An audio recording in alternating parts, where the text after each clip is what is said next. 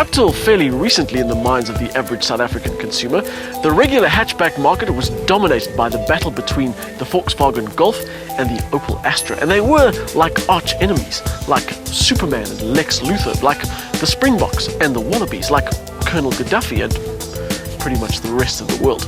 But then the economy struck. And like so many things, Opel was hit hard. The local model lineup was slashed to just a few choices, and the company itself was put up for sale.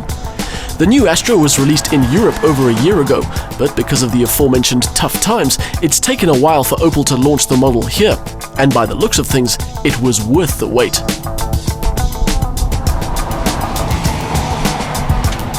This has to rank as one of the best looking hatchbacks around.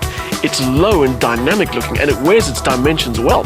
It crams 4 doors into a sort of coupe shape, and even the bottom of the range manages a sort of sporty look.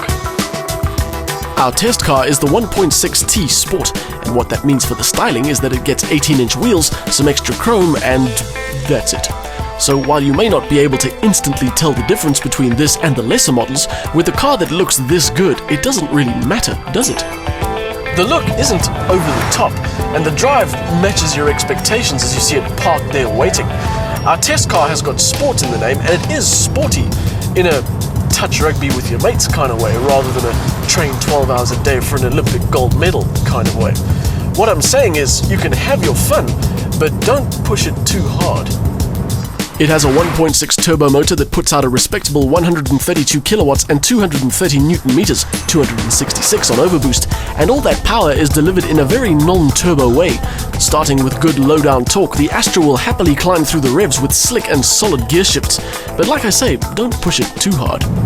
It'll tolerate a bit of polite playfulness. You might be able to go into a corner a bit quicker than usual or accelerate hard off the line. It doesn't mind any of that, but when you get serious, the front end gets a bit vague, and the back end gets a bit wobbly, and the fuel tank gets a bit empty.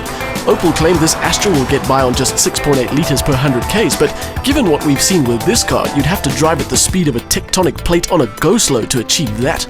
In our time with the car, which is taken in the usual city and open road conditions, we've seen nothing better than 9 litres per 100, 11 if you're having fun.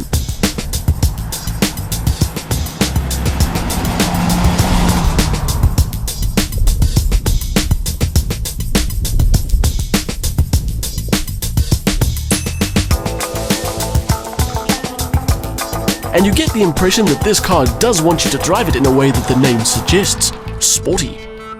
It's got grippy bucket seats and a nice thick-rimmed steering wheel. It is a comfortable interior, but it manages to wrap around you and keep things cozy. And if you like buttons, you get your money's worth in here. Me? I don't like buttons. The fewer, the better.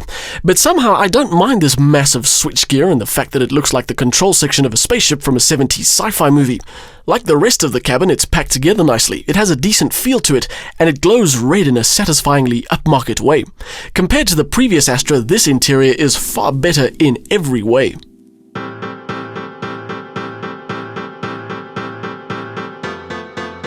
Except maybe in the back, where any above-average height passenger may struggle with limited headroom. The exterior shape may do wonders for the styling, but it does nothing for rear comfort. The boot is a decent size though. One good thing about Astra being away for so long is that we've kind of forgotten how it stacks up against its rivals, chief among them being the Golf. So it's time to re-evaluate the whole situation. But that's a little bit difficult because there is no 1.6-litre turbo Golf. The closest you get in the power stakes is a 1.4 TSI. Now, the prices between the two are as near as makes no difference, but what makes a big difference is the package. Everything from park distance control to heated seats is included with the Astra. You'd pay around 300,000 Rand for a Golf with similar spec.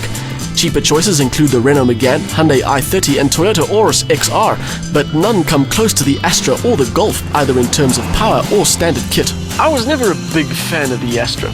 The old one was a decent looking thing, but there was something about those opaque tail lights and a plain interior that made it not my favorite. But this new one is a big step forward, both in terms of where it's come from and how it stacks up against the competition.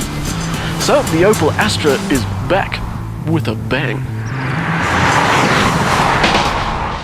A willing drivetrain creates a brisk hatch with smooth responses and decent straight line dynamics. The sleek styling and nicely kitted interior are further plus points, as is the decent value for money. But handling could be crisper and matching Opel's fuel consumption claims will be difficult.